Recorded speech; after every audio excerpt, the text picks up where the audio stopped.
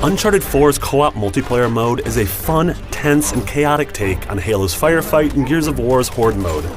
But while it captures the same sense of escalation and urgency of its peers, it differentiates itself by tapping into Naughty Dog's signature tone, energy, and mobility. I really appreciate that Uncharted 4's 50 waves of co-op are broken up into 10 separate 5-wave chunks. This alleviates the feeling that you have to devote a giant chunk of time in order to experience the whole thing, while also providing a ton of variety in locations.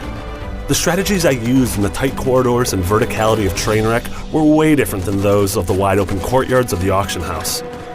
I like how you can play this new mode with up to 2 pals, or try to tackle it solo with an AI companion.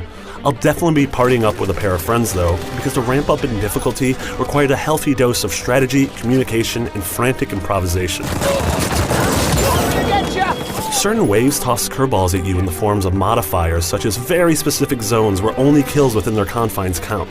It felt like repelling a siege as my 2 teammates and I battened down the hatches and protected each corner of our claustrophobic zone from the incoming onslaught.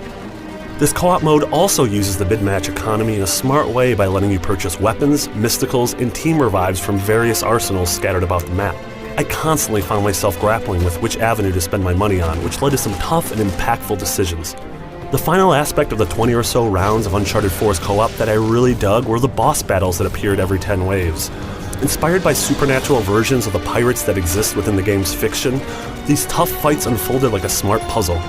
Fighting an undead nightmare that can flash across the map and create giant balls of flames felt very different than anything else in Uncharted, and I mean that in a great way. Naughty Dog has done a great job of delivering a steady drip of free and varied multiplayer DLC since the game's launch, and mid-December's edition of this fun co-op mode seems to absolutely continue this trend. For more on Uncharted, stay right here on IGN.